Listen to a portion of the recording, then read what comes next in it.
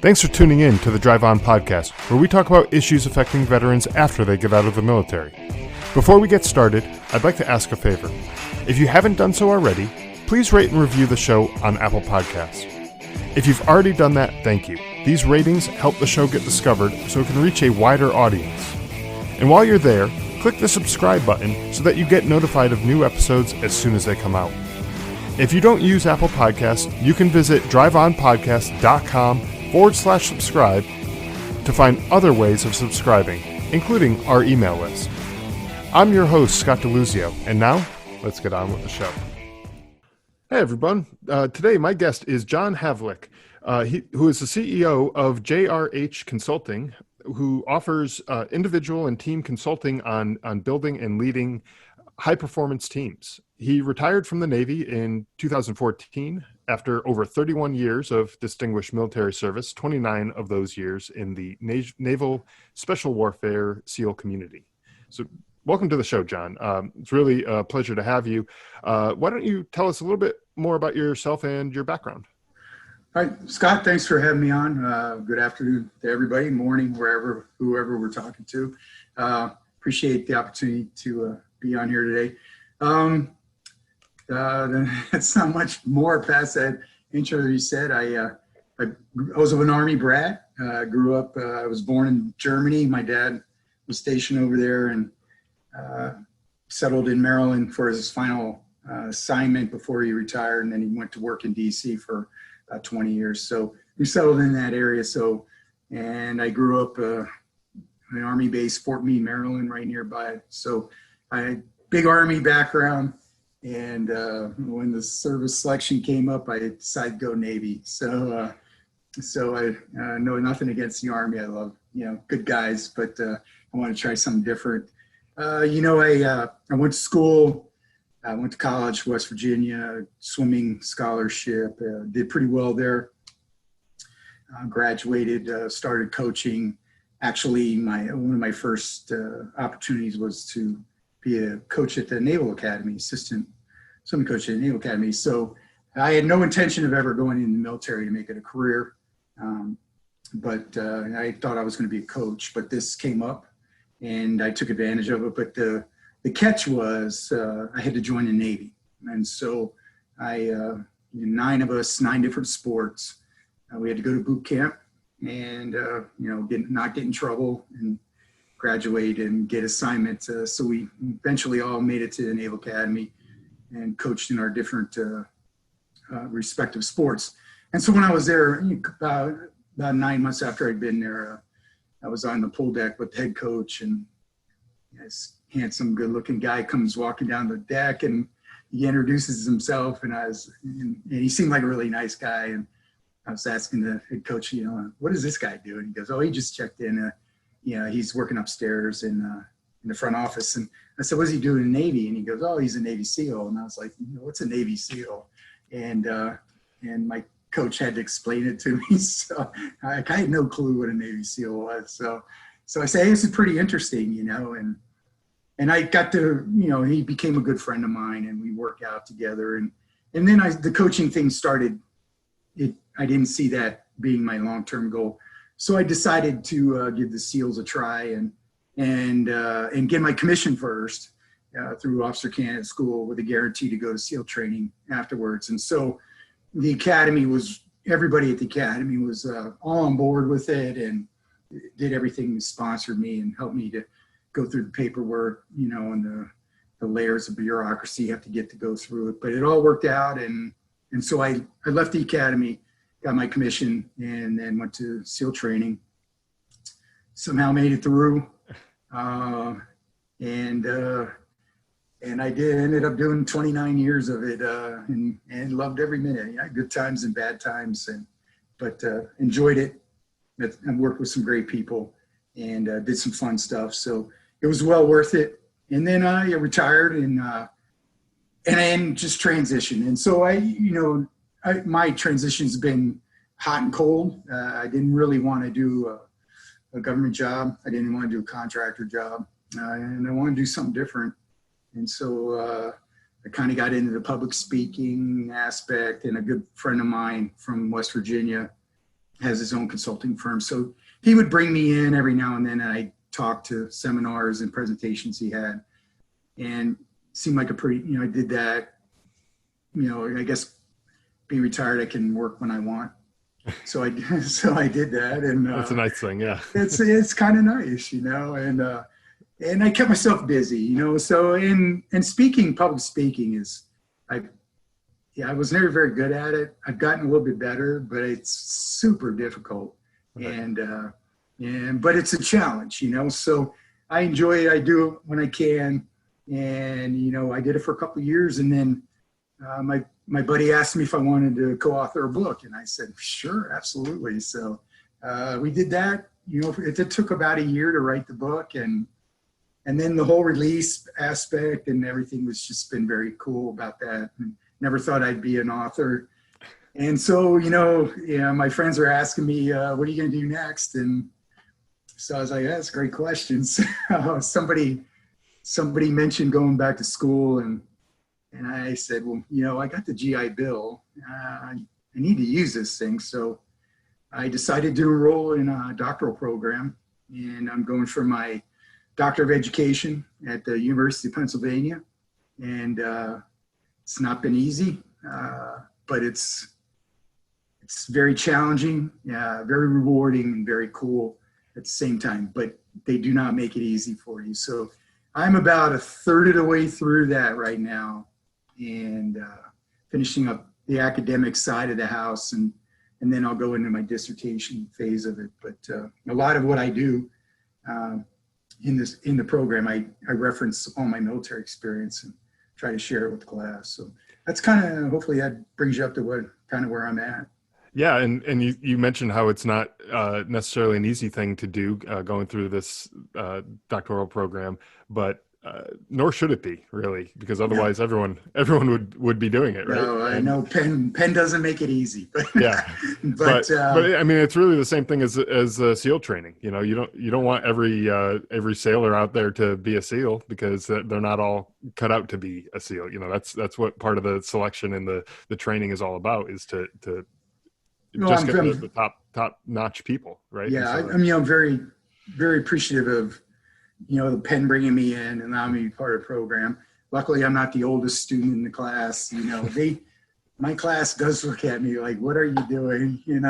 Shouldn't you be retired and, just playing golf and doing other stuff? And sometimes I go, yeah, I'm writing. I'm like, I could be playing golf instead of writing a paper. But it's very rewarding to me. And I want to keep learning, and I want to keep growing, and I still have a lot to offer. So, it's unique and challenging, and I think that's what I've really tried to do since leaving the military, is do things that are unique and challenging, and this is definitely challenging and a very unique experience at my age. Yeah, so.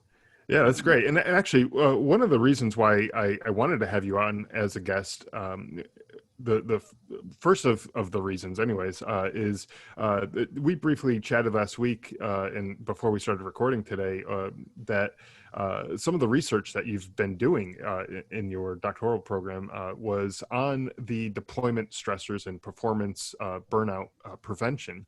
Yeah. Could you tell us a little bit about that research and the type of stuff that you've discovered through this research?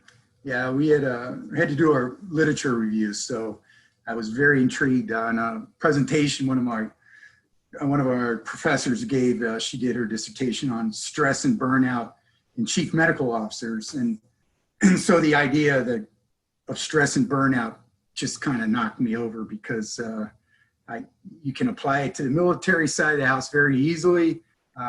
Being my athletic background, as an athlete, I experienced it. As a coach, I experienced it. And you see it in business. So there's a lot of avenues you can go and take stress or burnout. But when I did this literature review, I really wanted to kind of emphasize the deployment cycle. And everybody who's deployed knows the stressors started the minute you're going on deployment. Everything starts just coming in on you. And there's a lot of programs that gotten better over the years, pre and post, but there wasn't a lot, I wanted to know how people get through deployment, because no deployment's the same. Everybody's is totally different, and how you get through it is the same. And when I was doing the research, most of the research was post-deployment, and kind of identified that about 20% of folks that return from deployment have some kind of mental health issue. And I get that. And I said, well, what about the other 80%? And what are they doing? And as you know, and I know, no deployment, whether you're in a combat zone, rear echelon, rear peacekeeping, humanitarian, combat, it's all different, various lengths. And so how did you get through? How do people get through that? And some of the reasons, and it's not really heavily researched, and very good article, and it offered up some stuff, but I tried to unfortunately my professors are like, a lot of your stuff is personal reflection. And I was like, well, there's not a lot of research, so I have to, so it intrigues me. It's just, because not everybody goes through the same way. I mean, somebody who sits on a base, a year on a base, who doesn't leave the wire, and how do they stay engaged? How do they not get burned out? Even I look at what I did, and how I got through my deployments of various lengths, and what you did, that same thing, and everybody else. It's an interesting topic, because I think I can take it into a lot of different areas. So that's kind of what that's where I'm leaning right now. Now my professors are trying to lean me in another direction, but we'll see how that goes. Well, it's still, I mean, it sounds like an interesting topic, where you're heading with this. And one of the keys I would think would be to first, like you were saying, identify the 80-20 split, identify those people who come back with some sort of mental health issues, and then the other people who come back with not really so many mental health issues. So, and then secondly, I would think that some of the techniques that can be used to either help prevent those issues in that 20% from cropping up could be stuff that you learn from studying the 80% that come back with little to no issues, or maybe to help them cope with these issues after the fact. What has your research found with regards to first off identifying those two groups of people, but then also what are some of the things that they're doing, some of those techniques that can help with the mental health issues, either to prevent them or mitigate some of that after the fact?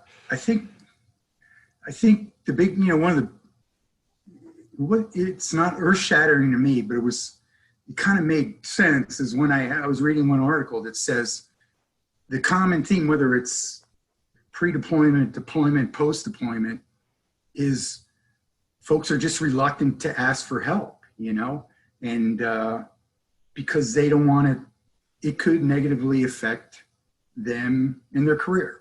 And, and some of the more formal ways of dealing with stress is, going your chain of command, getting help, of course, going to see the doctor, or, if you can't sleep, hey, we'll give you some Ambien or something like that, and, but people, just the general consensus was, it seemed like people were waiting it was almost too late, that things have escalated, they become unmanageable, and that's when they really have to go get help. And the fear of asking early to get help and having a somewhat negative effect.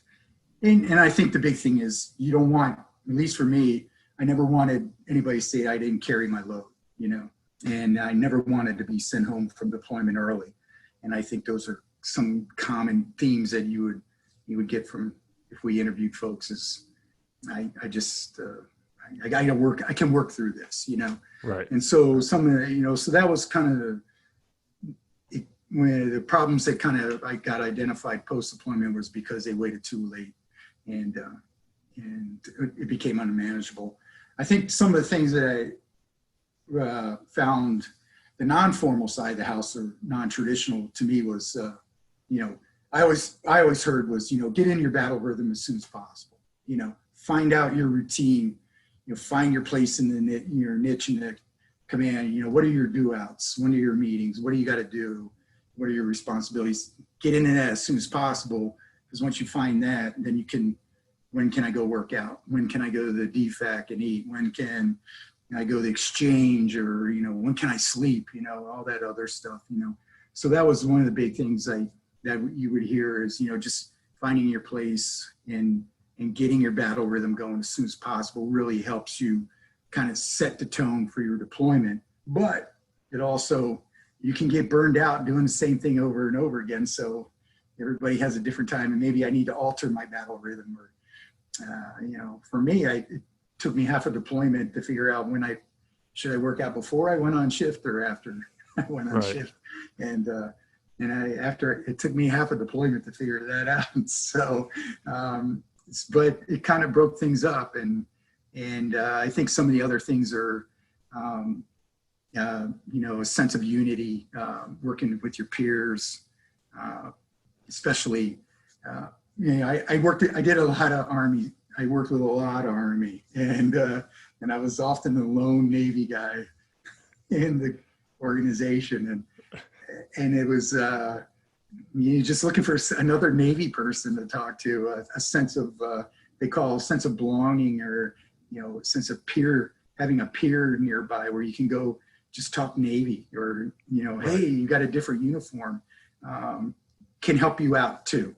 And at least on one deployment I had, I worked with 5th Group, and on one deployment, and a very small group of Navy folks, and we would have a Navy night, and we would just go to the DFAC, just Navy, and get away from the Army, you know, and it was cool, you know. It was just you know, get away from the Army oversight. So it was little things like that, you know, depending on where you were at.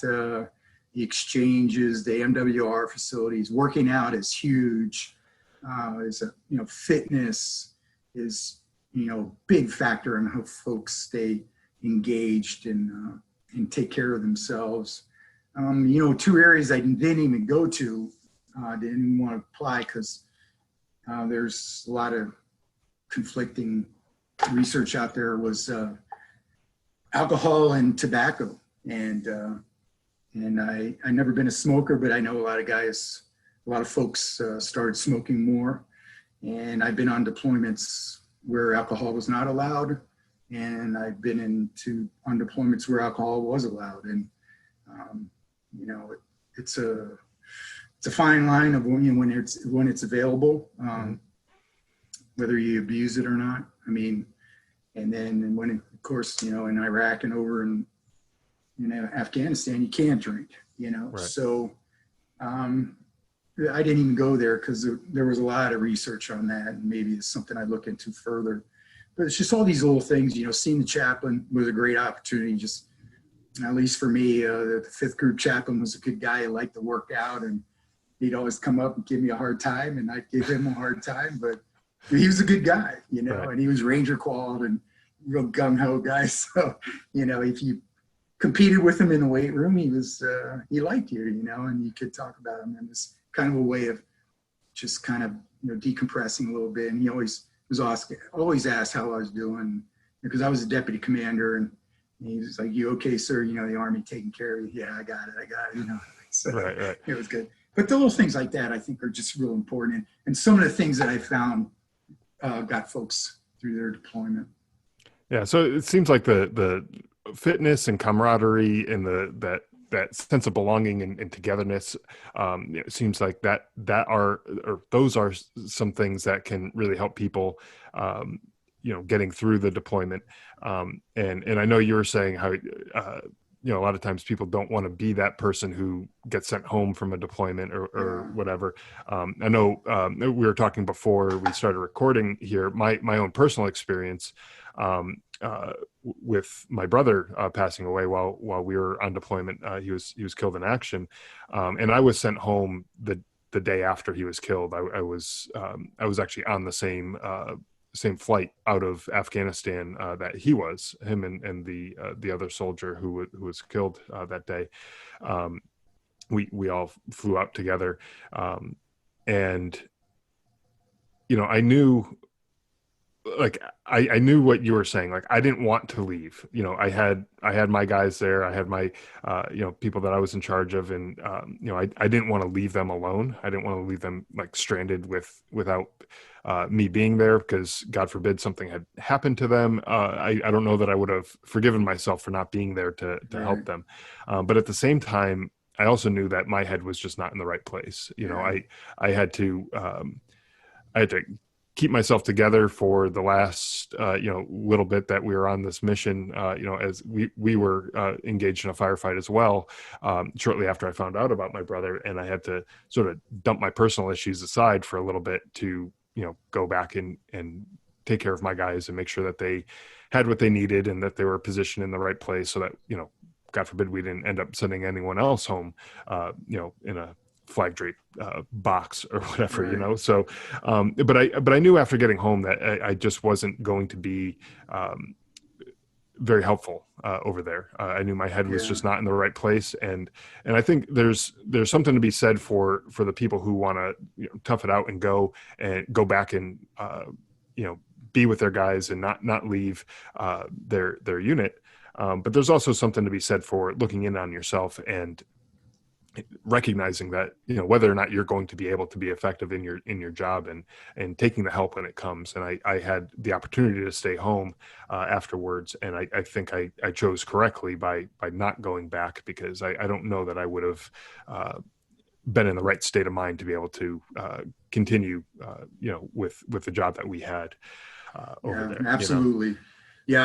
My first deployment, I was the deputy commander with the 5th group and of this task force, and my mom got real sick when I was over there, and in the process of she'd been read her last rites twice, and just like everything, you're getting emails, and communications weren't that great, so you're trying to get the line back to the States to find out, to talk to everybody what was going on, what do the doctors say, and everything. And the boss came in, he's like, look, you're no good to me, so you got to go home, and I didn't. I had to go home early, and about halfway through, and I felt horrible about it, but I also needed to go home, and I couldn't come back because things were bad at home, and I had to take care of that. But there was just that guilt of, I loved what I was doing. I loved being overseas, but I had to go home and take care of family stuff,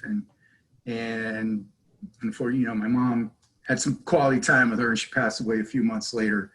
But I got home, and then the next thing I'm like, I need to get back, and so I'm starting to, okay, when can I redeploy again and do the other stuff? And luckily, I was went back a year later. But it all adds up, And it does. Yeah, and I know that feeling too, because when I got back about a month or so after I had gotten back, I turned on the news, and there was like CNN or whatever video of kind of right outside of where our base was. We were right along the Pakistan border, along a major border crossing where a lot of the shipping trucks and cargo trucks and things like that come into Afghanistan, and that was one of our jobs, was to kind of secure that area. And there was a situation at the border where Pakistan basically shut everything down, and there was trucks that were backed up miles and miles away, and they're all like right outside of the base, basically, where we were stationed. And I was like, man, I really need to be there. But there, at that point, there was nothing I really could do. And it was tough to see that, stuff going on the news and everything like that. I felt bad because somebody had to go relieve me that wasn't ready to go, and in a sense of, hey, I didn't finish up, or what I started, and people were like, what are you doing back, Ari? I thought you were gone for, and I didn't really get into the details of anything, but you don't know, it gets back and forth of, the word passing, John got sent home early, why, it was not because of performance, it was because of family, and and it's hard. Yeah, it's definitely hard. Absolutely. Yeah, and sometimes there's just things that you have to take care of, and you're not going to be the right person for the job if you're not taking care of that stuff back home. Well, my boss And was perfect. He came in, yeah, he says, you're when I'm not around, you're in charge, and you're a mess right now. Because I just didn't know what was going on. right. Everything from home was bad, and I'm trying to do my job, and he's like, dude, just go home. We'll live without you. Yeah, So yeah, exactly. So, well, I mean, there's a lot of different things that are going on, that people experience, and we all have our own different perspectives. And so, the research that you're doing to kind of identify some of this stuff, I think is, good stuff to talk about. And I think we need to also realize that it's okay to have different experiences, or at least different outcomes.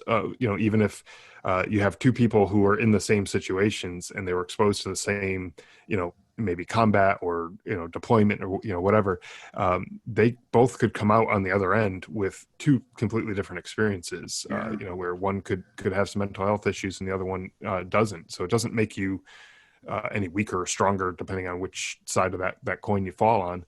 It's just people are different and they experience things differently. Yeah, I always wonder maybe my research will come up with the ideal deployment length, because Right. it was, as we all know, I mean, everybody had different lengths of how they were overseas, and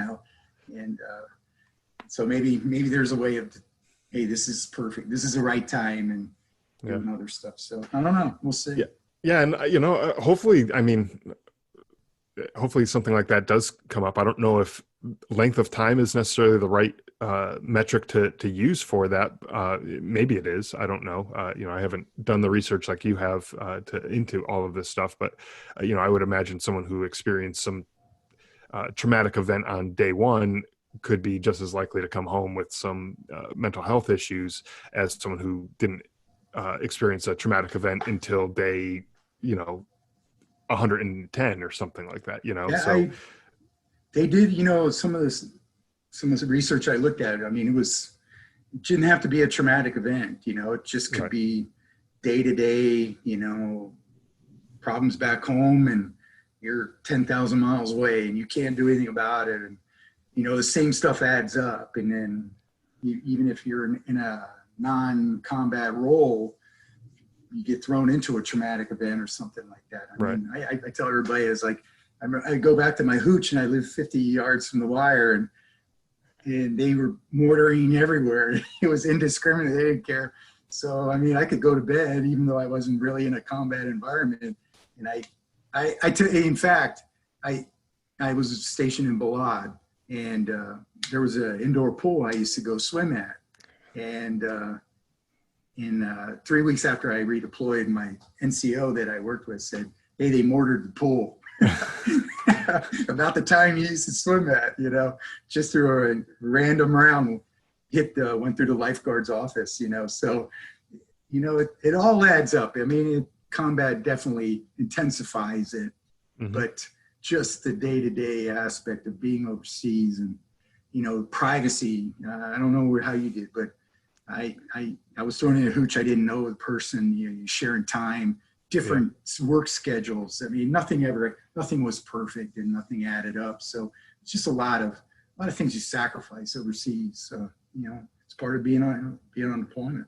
Yeah, for sure. And yeah, like you said, privacy is definitely an issue. You don't really have a space to yourself. I mean, our setup was a little bit different. We had these basically plywood huts that were set up, and we had like plywood divider walls, but you could see over the walls, so it wasn't like really private. It was like enough that you can change your clothes in private, and like someone's not staring at you while you're changing in your corner or whatever. But it was private-ish, I guess. But yeah, you never really had complete privacy over there. No, it was a different experience. You can't really explain it to people. It's just you have to experience it. Yeah, for sure. One of the other reasons why I wanted to have you on the podcast was to talk about your book that you had co-authored. The book's named "The Leadership Killer: Reclaiming Humility in an Age of Arrogance." The book focuses on humility. Is that right? As basically the fundamental leadership attribute. Yeah, my author was a co-author is a fellow West Virginia grad. So he was a diver. I was a swimmer. So he has his own consulting firm now. So he's been very good with me. Again, like I think I mentioned earlier, he brings me in and I special advise. So I write blogs and talk to his seminars and stuff, and great opportunity. And it's been fun. But he wrote 4 books and they want to write a 5th. And so he says, hey, we would talk as we were prepping for these events. We would always highlight, it just seemed like every week, I used to see just a lot of military leaders getting relieved. And everybody kind of knows why they get relieved. It's not rocket science, but it, and then he was a corporate business side of the house. So he saw the same thing. So we kind of started talking to him, why do these leaders, good leaders, do these stupid things and things that they know better, and we started talking about the term hubris and excessive arrogance, self-confidence. And I kind of think it's just people just, for me, my 2 cents on it was, didn't think you'd get caught or nobody would say anything, Right. And there you go. You should be relieved just for thinking that, but so we talked about that. And so we tried to do that as hubris. Hubris is kind of the theme of what makes good leaders go bad, and how to control that, how to check it, and then how to remain a good and effective, humble leader. Yeah. Yeah. So what's maybe one piece of advice that you can give people to leaders, especially to maybe stay more humble and keep their ego in check to be good leaders? Well, I thought it was always really good in the military, at least. I saw it in the Army. I saw it all over. But, the top 3, when I got up, executive officer and then commanding officer, there was always the top 3, the CO, EXO, and then the command master chief, senior or command sergeant major, the senior enlisted of the unit. And I always thought the most effective units were when the leadership triangle worked and talked as one. And the message was the same. They talked, so when Sergeant Major, the command master chief would walk around, they talked the same message that the skipper talked about, or the XO was enforcing, day-to-day operations. And so, I always thought that was when I became a CEO. I told my XO and my senior enlisted to, you got to call me out when I'm stepping over the line, or right. Or things, my head's getting too big, So I think it's real important that you have a check. You find a check, someone that you trust that can call you out when you're getting too big or getting ahead of yourself. And so we always try to tell folks that wherever position you're in, whatever organization it is, you always need somebody kind of watching your back, because what we try to identify is, everybody looks out in front, tending to forget their flanks, and especially in their rear, and that's where you need to have your check, always watching, having a good 360 around it, keep you in your scope of responsibility, so to speak. Yeah, and you don't want to have a yes man working for you, or a yes woman, who's just going to agree to every idea you have and everything that you come up with and everything you say, just agreeing with it, as opposed to on the flip side, having somebody who is willing to challenge those ideas when they think that there might be something wrong with it, or And that's what I thought was very effective, and I thought was really good, and I tried to implement was, when the leadership was good, it seemed like those guys would go in the morning, in the afternoon, close the door, and just talk things out, and that was really kind of hey boss, you're thinking like an idiot, Right. I don't think you want to do this, or you just talk it out, and then when you open the door, you walk out unified with a common goal, a common message. And so you don't confuse the command, and everybody knows what you're doing, why you come to work and what you're going to do. And I thought that was very, very effective. And that's what I tried to do. But I also kind of mentioned is like, if you disagree with me, then let's talk offline, don't do it publicly. Because Right. For sure. Yeah. Because that's where the confusion really comes in with two different messages. And if there's any doubt, doubt raises when, CO's saying one thing, the XO's like, what are you talking about? I don't think that's not what we talked about. That's not Right. where we're going. And so, yes men are great. Yes men are, you want some people to kind of boost your ego and tell you you're doing, but in reality, you really need somebody who can call you out and say, no, you're not doing that right. So, but do it in a closed door. For sure. And if they start, challenging you in front of other people, in front of the whole organization or whatever the group of people is, then that's probably where the ego starts coming in. And, on the leader side where they're, well, you're not going to challenge me and you're not going to make me look like an idiot. I'm going to, put my foot down and this is how it's going to be kind of thing. I could imagine would start creeping in. Yeah. I mean, there's a lot, I learned that early in the SEALs was because the guys are always quick to tell you you're wrong, so Sure.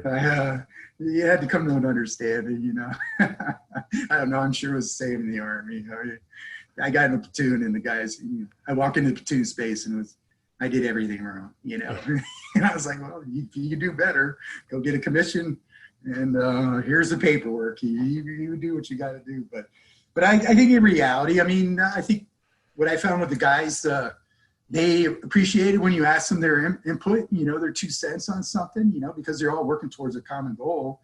But I think they were professional enough to know that not to do it in public, because that's really where you raise doubt. And when you're trying to sell yourself on an op, I mean, in your briefing, I used to see it all the time, you're briefing somebody who's going to make a decision on what unit's going to execute the op, especially a lot in special ops, because there's, I might go with the Army or I'll go the SF guys, or no, I'll go SEALs, Last thing you want to do in front of the guy making a decision is adding confusion on their part because you don't know what you're talking about, or you're not talking off the same sheet of music. So it's real important to talk together, have the one voice, So. Yeah, for sure.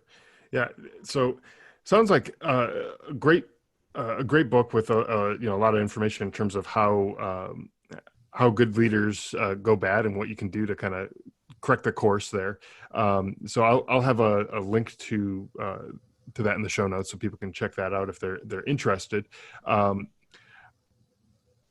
Anything else that you wanted to talk about in terms of what maybe in your going back to your research or anything else with leadership or your time in the SEALs?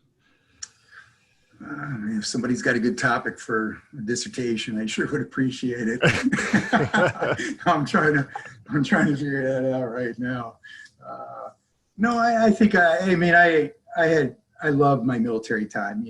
I really wish they would establish a program where as a retiree, you could throw the uniform on every now and then, just take those staff jobs that nobody wants to take, but still be involved, because 30 years experience, so you can see you later, and right.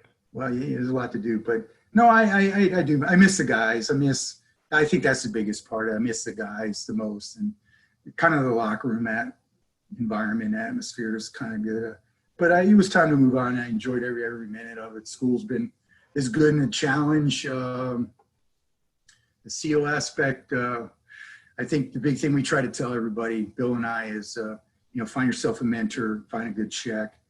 And the biggest leadership I think I felt most effective was getting out of my office and going down and talking to my sailors on the deck plate where the work was being done. And I found that my department heads, the information flow was getting filtered a lot, Right. And if I wanted the honest to God truth about what was going on in the command, I had to go talk to the sailors.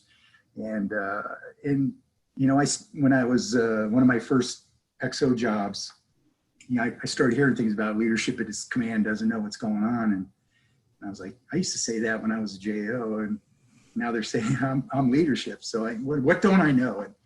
And so what I found very effective was getting out of my office and just going down and talking with my sailors and asking for honest feedback, which is very hard for a leader because you're not always going to hear what you want to hear, and you have to keep an open mind. And but what I found, it was a commitment on my part. So you have to make the commitment, and you have to take the time to do it and be consistent about it. And I used the weekly cleanup field day on Fridays to walk around and talk to my sailors. But what I found over time was they warmed up to me big time, and we used to just have good one-on-one discussions. So if you want to tell them why you do things at the command, or what the boss is thinking about, it's from the horse's mouth, and they can give you feedback about, well, you may not want to do that, sir. There's a better way of doing it.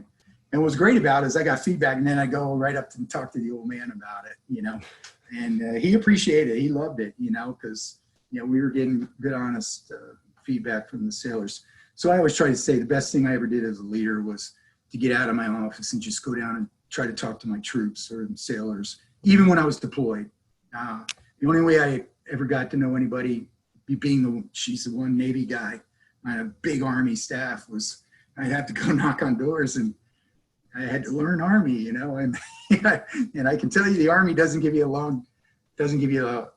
a lot of time when you're deployed to get into the seat, so to speak, Right. It's like, hey, 20, 48 hours, you don't know your job, you need to leave, So it was a big transition, but it's just those little things. You just go down and learn your people, talk to your people, listen to what they have to say, take their feedback. And I think people really appreciate that opportunity to talk to leadership one-on-one, where there's no filters in between. And it was great. It was great for me. I learned so much, and it was a practice I tried to take on with me wherever I went. Yeah, and that's good advice, I think, not just from the military standpoint, but I think for any organization. If you're in a factory and Yeah. you have the management in the factory, and you have the people on the shop floor or whatever, assembling products or whatever they're doing. You got to get out of your air conditioned office and go down on the shop floor and talk to the people who are doing the work and see what is actually going on. Because like you said, messages do get filtered, and for one reason or another, I don't know all the reasons why they do get filtered, but they do. And you need to get out of your day-to-day routine. Even like you said, even if it's once a week, you go out and just chat with some people just to kind of see what's going on. It was good. I mean, it was real important. And I tried that, my last deployment, I was there when we shut down Iraq, so, I was a senior SEAL officer over there, shutting down everything, special operations. And I can always remember, President Obama with Prime Minister Malachi on TV, say, hey, we're going to be out of Iraq by the end of the year. And it was October, and I'm like, oh shit, that doesn't give us much time. So, and the boss, the general, looked at me and goes, Coach, make it happen. Yeah. We had 2 months, so we had, just like everything, there was shit everywhere, and we had to account for it, and we had to move it, and everybody's leaving and going home, and we still got stuff to do. And, so I found it very effective. And I had different services, different ranks on the staff that had to execute this plan as, getting everybody out. And I think it worked real well because we communicated, got on the same message, and, and things changed, especially as we got closer, got into December. God, it was changing hourly, and so we spent a lot of time at the embassy. That changed. So I think the big thing was effective, talking to people. Don't just when I send an email out or whatever. Yeah. It's just doesn't work. If you can get out there, talk to your people, take the advantage of it. And I grew as a person and as a leader too, which was really good for me. Yeah, that's great. Well, John, it has been a pleasure speaking with you today.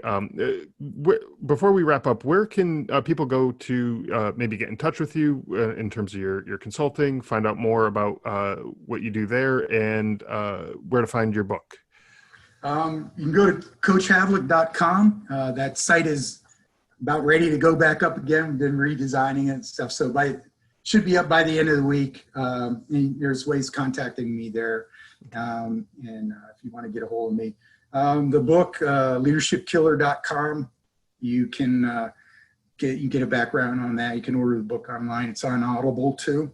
So we've hit all the right avenues for the book. At Coach Havlick on Twitter, and that's about it. Okay.